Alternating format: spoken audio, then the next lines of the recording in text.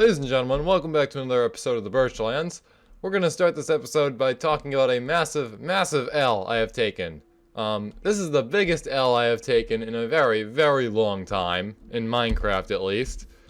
And that is I accidentally wiped out the entire population of the village I just newly transformed and everything. Because I was a freaking moron and decided to do a raid when there are basically no walls around the village, except over here, which is right next to my base pretty much. So yeah, basically no walls right here, nothing to defend the village whatsoever. Yeah, I fricked up the whole population of the village, so now we have this empty village here just sitting here. There is not a single villager in this village whatsoever, not a single one. We do have a little bit of damage here, creeper exploded here. I also died 6 times, so that's definitely terrible. I think a raid for the village in the Birchlands is probably going to be something we do not do for a very long time, because this world has almost 1,500 days on it, and I still managed to screw up the raid. I really thought I had this one in the bag. I'm kind of bummed, but hopefully I'll be able to recover from this. I mean, I do know the locations of some villagers. The villagers in the iron farm, or what's left of it, way over in that direction, they're still around, so we can just move them right on over here, but yeah, we've definitely taken a big L here. I cannot emphasize just how big of a loss this is right here. I think really the whole reason this happened was simply because of my overconfidence. I've been doing a lot of things in this village lately. I've been expanding it. We have like a town hall structure right over here where the beacon is. And yeah, I think this was like a big learning experience for me, I guess. I personally thought these copper doors would be able to keep them safe because, you know, the villager goes in, they shut the door behind them, and I'm pretty sure the illagers can't open and shut doors, or at least they're not smart enough to do so. And I'm assuming they also cannot break down these doors because they're made out of copper and not wood.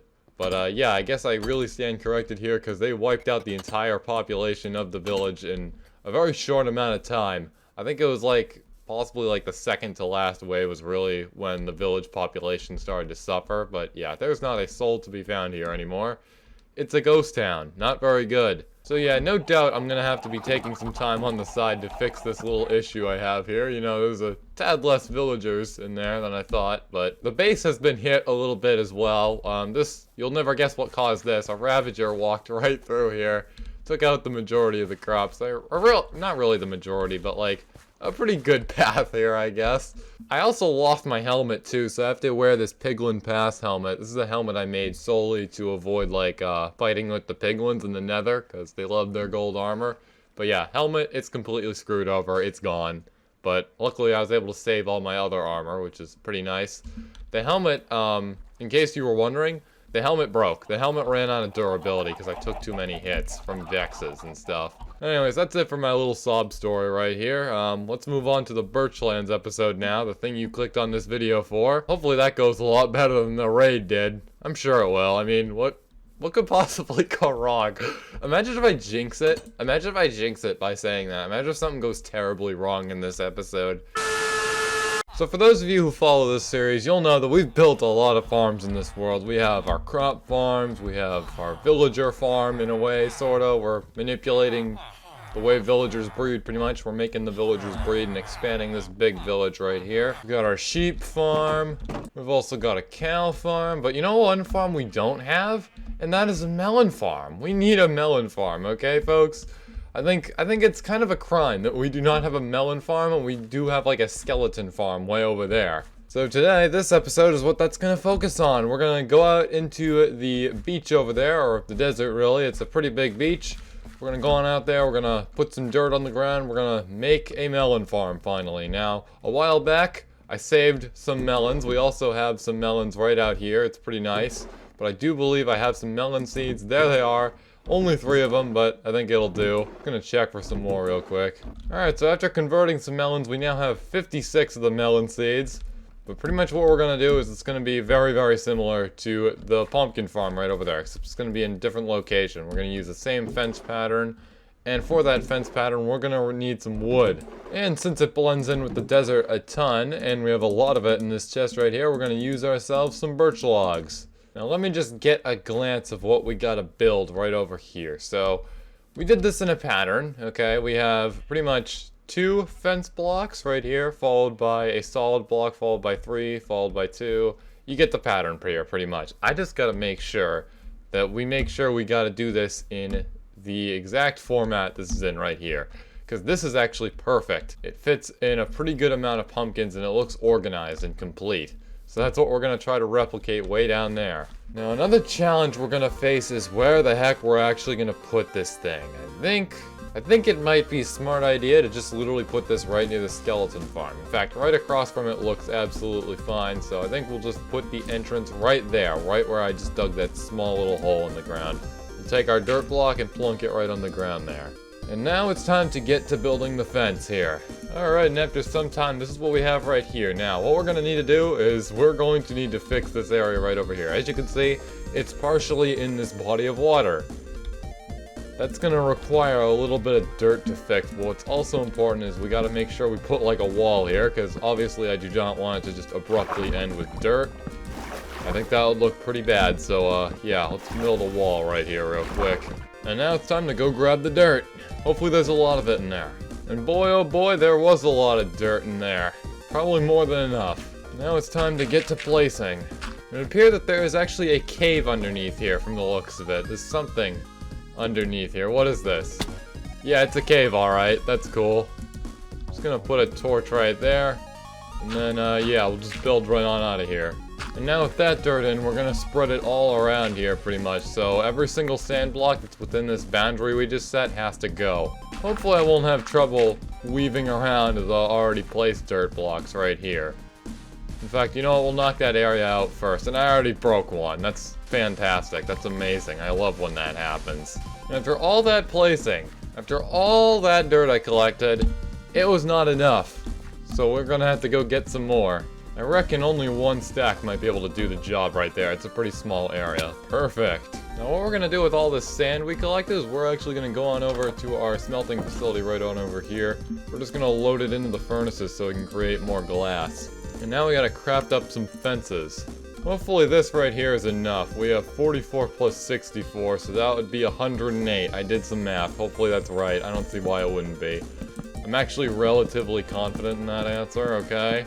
This area feels bigger than the original pumpkin patch we have up there. If it is bigger, that's good, because villagers, they take less melons for an emerald. So it's 4 melons for 1 emerald, whereas it is 6 pumpkins for 1 emerald. So yeah, melons, they're a little bit more valuable to the villagers.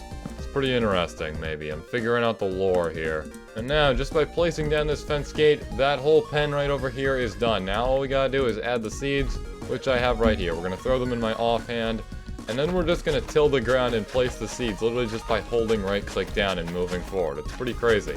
And then we're gonna leave a 2-block gap in between, so that way they can grow this way, and then the vines right here will grow this way, so that way we can just run down the aisle right here and just break all the melons. It's pretty easy having them all in one place. It's gonna work identical to the pumpkin farm in 1.18 survival experiment and the pumpkin farm up there. And it appears we already ran out. But that's okay, I know the whereabouts of even more melons. Pretty much we've got a lot of just solid melons in the form of blocks here, so if we just punch these, it'll give us melon slices, and 1 melon slice equals 1 seed. So yeah, pretty nice here.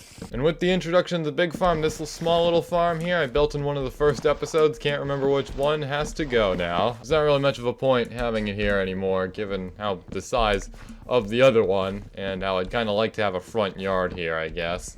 And with that, we now have just over 2 stacks of melon seeds. And there we go, that's every single seed planted down. And it looks like some of the sprouts here are actually going to go slightly faster. They're going to like grow because of the wet soil right here from the pond, which won't be here forever. We're going to fill this whole place in eventually at some point. I just really haven't come around to doing this. But there is one more thing I would like to do to this farm and to the other one up there. And that is going to be to prevent the melons from generating on the pathways where we need to walk here. Not like in the center between, not like this region right here, but like this outer region right here. I don't really want them generating here, so we're gonna go through here, break every single block of dirt, and then replace the dirt with the birch planks. And then in theory, I think this should work. And there we go, it's complete. Now to do the other one. It would appear that I can only find 6 oak planks in all of these barrels right here, so it's off to the desert to find some more oak. But before we go, we are going to use some of these right here. We haven't really done a whole lot here recently, except maybe for this, but if you consider that recent. What we're going to do here is we're going to go up the plateau right here, and as you can see, you can already see one oak tree up there. Pretty much at the top of each of these plateaus that exist here, there is a wooded badlands plateau biome. So yeah, you can get a lot of good oak wood from there.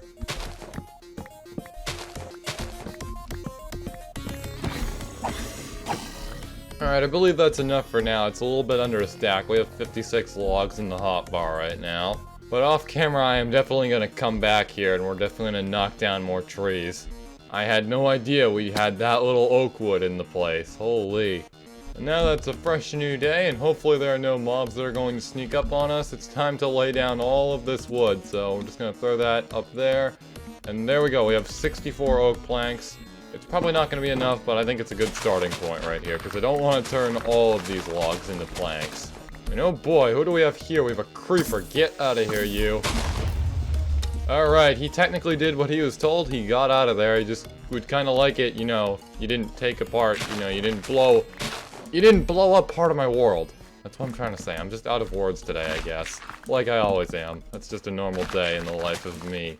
And with only one plank to spare after crafting a few more, it's complete right now, so the only spots these pumpkins can officially, like, grow into are these that are right between the stems, so that'll be super great for when we go to axe all of these. In fact, I think it would be smart to axe all of these right now, because if you've been paying attention, my shovel ain't doing too good in terms of durability, and we'd kind of like some experience to get that back, and what better way is there that's available to us right now than to trade with villagers and get the XP that way. I also just broke one of the stems. Give me a minute here. Alright, as I was saying, we're just gonna continue cutting these up. We're gonna go up to our farmers right here and trade it all off. Assuming I can find a guy who, yeah, here we go. A guy who trades pumpkins. Alright, so we got a little bit of durability back on the shovel, but that's not gonna be enough to fix it completely, but I think that is a good step in the right direction there. And what do we have here? We have an unemployed guy. Very interesting. I think he might actually be the only one that's unemployed, too. And we also have a leather worker right here, so I'll be right back. Give me a second, good sir. Alright, so I managed to scratch up a little bit of leather right here. We're going to trade it to this guy and see what he offers us at the apprentice level. Take the leather, good sir. It's all yours. Thank you. Now, what do you have for me? More leather armor, but flint, too. That's huge. We could really use that.